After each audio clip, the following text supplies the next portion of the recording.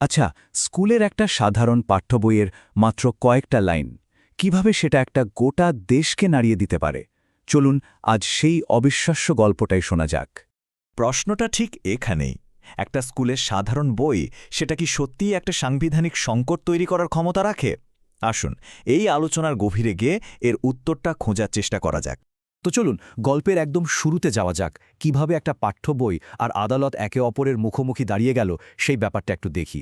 ঘটনাটা হচ্ছে ভারতের ক্লাস 8-এর একটা সোশ্যাল সায়েন্স বই। হঠাৎ করেই ভাবা যায় সেটা একটা মারাত্মক আইনি বিতর্কের কেন্দ্রে চলে এলো। একটা সাধারণ স্কুলের বই, অথচ তার ভেতরের মাত্র কয়েকটা শব্দ পরিস্থিতিকে এমন জায়গায় নিয়ে গেল যা কারোরই নিয়ন্ত্রণে ছিল না। এখন প্রশ্ন হলো, বইটাতে ঠিক কী এমন লেখা ছিল যা নিয়ে এত কাণ্ড? আসলে বইটার কয়েকটা জায়গায় কেস পেন্ডেন্সি মামলার দীর্ঘসূত্রিতা আর জুডিশিয়াল কারাপশন অর্থাৎ বিচার বিভাগীয় দুর্নীতি নিয়ে কিছু কথা বলা হয়েছিল। আর ব্যাস, এই দুটো বিষয়ই যেন বিতর্কের আগুনে ঘি ঢেলে দিল। আর এর জবাবে দেশের সুপ্রিম কোর্ট কিন্তু ব্যাপারটাকে একদমই হালকাভাবে নেয়নি। তারা এটাকে বিচার বিভাগের সম্মান নষ্ট করার জন্য একটা গভীর ষড়যন্ত্র বলে আখ্যা দিলেন। ভাবুন একবার, এই কড়া প্রতিক্রিয়ার পর রাজনৈতিক মহলেও রীতিমতো তোলপাড় শুরু হয়ে যায়। এই পরিস্থিতিতে সরকারও কিন্তু বেশ তাড়াতাড়ি প্রতিক্রিয়া জানায়। তারা এই ঘটনার জন্য দুঃখ প্রকাশ করে, আর শিক্ষামন্ত্রী তো বলেই দিলেন যে এর জন্য যারা দায়ী সেই কর্মকর্তাদের বিরুদ্ধে ব্যবস্থা নেওয়া হবে। বুঝতেই পারছেন রাজনৈতিক মহলে এটা নিয়ে কেমন চাঞ্চল্য তৈরি হয়েছিল।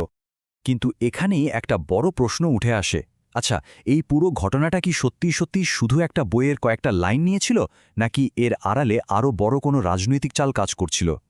চলুন এবার একটু গভীরে যাওয়া যাক। এই সংঘাতের পেছনে যে রাজনৈতিক প্রেক্ষাপটটা ছিল সেটা ঠিক কেমন ছিল একবার দেখে নিই। দেখুন, সেই সময়টায় দেশের রাজনৈতিক আবহাওয়াটা কিন্তু বেশ গরম ছিল।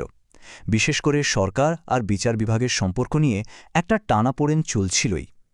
একদিকে সরকার স্কুলের পাঠ্য বই নতুন করে লেখার একটা এজেন্ডা নিয়ে এগোচ্ছিল, অন্যদিকে ডানপন্থী ভাষ্যকাররা প্রায় আদালতের রায়ের সমালোচনা করছিলেন। এমনকি অবস্থাটা এমন দাঁড়ায় যে প্রধানমন্ত্রীর একজন উপদেষ্টা বিচার বিভাগকে উন্নয়নের পথে সবচেয়ে বড় বাধা বলে মন্তব্য করে বসেন। তো এই রকম একটা উত্তপ্ত পরিস্থিতিতে আদালত হয়তো বইয়ের লেখাগুলোকে আর সাধারণ সমালোচনা হিসেবে দেখেনি। হতে পারে তাদের কাছে এটা ছিল ভয় দেখানোর একটা চেষ্টা, বিচার বিভাগের উপর চাপ তৈরি করার একটা কৌশল। আচ্ছা, তাহলে লেখকদের উদ্দেশ্যটা কী ছিল, আর সেই উদ্দেশ্যের ফল কেন এত মারাত্মক হল? চলুন এই দুটো দিক এবার একটু মিলিয়ে দেখি। অনেক বিশ্লেষকই মনে করেন বইটার লেখকদের আসল উদ্দেশ্য কিন্তু কোনো নিরস সিভিক্স লেসন দেওয়া ছিল না। তারা আসলে চেয়েছিলেন ছাত্রছাত্রীদের মধ্যে একটা ক্রিটিক্যাল থিঙ্কিং বা সমালোচনামূলক চিন্তাভাবনার জন্ম দিতে। চেয়েছিলেন ওরা যেন রাষ্ট্রব্যবস্থার বিভিন্ন দিক নিয়ে প্রশ্ন করতে শেখে।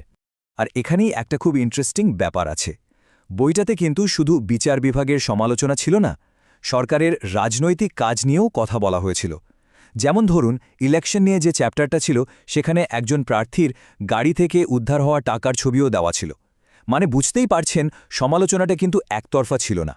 এই প্রসঙ্গেই একটা খুব গুরুত্বপূর্ণ কনসেপ্ট চলে আসে, যেটাকে বলা হয় সিলেক্টিভ সেন্সর বা বেছে বেছে নিন্দা করা। এর মানেটা কি? খুব সোজা। ধরুন, একটা বড় ছবির একটা ছোট্ট অংশকে নিয়ে আপনি তুলকালাম করলেন, কিন্তু ছবির বাকি বড় আর হয়তো আরও বেশি বিতর্কিত অংশটা আপনি দেখেও দেখলেন না। এটাই হলো সিলেক্টিভ সেন্সর। এবার আসা যাক আলোচনার একেবারে শেষ পর্বে, যেখানে এই বেছে বেছে নিন্দা করার ব্যাপারটা আরও পরিষ্কার হয়ে যাবে। প্রমাণগুলো একবার দেখা যাক। মূল যুক্তিটা কিন্তু খুব ইন্টারেস্টিং। বলা হচ্ছে আসল সমস্যাটা এটা নয় যে আদালত বইয়ের কোন অংশটা বাদ দিতে বলেছে। আসল সমস্যাটা হলো ওই একই বইয়ের আর কোন কোন অংশকে তারা যেন দেখেও দেখেনি, পুরোপুরি এড়িয়ে গেছে। এই যে দেখুন, এই টেবিলটা দেখলেই পুরো ব্যাপারটা জলের মতো পরিষ্কার হয়ে যাবে।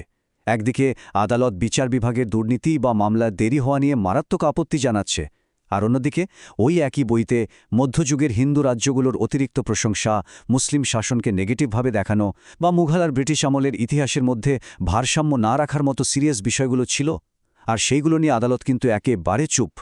তাহলে ব্যাপারটা কি দাঁড়ালো? মূল সমস্যাটা এটা নয় যে পাঠ্য বইটা বেছে বেছে বিচার বিভাগকে টার্গেট করেছে। আসল সমস্যা হলো বিচার বিভাগ নিজেই বইয়ের কিছু নির্দিষ্ট অংশকে বেছে বেছে টার্গেট করেছে। আর এইখানেই কিন্তু পুরো বিতর্কের আসল জটটা লুকিয়ে আছে। তাহলে সব শেষে একটা প্রশ্ন কিন্তু থেকেই যাচ্ছে, যখন একটা পাঠ্য বইকে এইভাবে সেন্সর করা হয় তখন ছাত্রছাত্রীদের আসলে ঠিক কোন শিক্ষাটা দেওয়া হচ্ছে? ভাবার বিষয়, তাই না?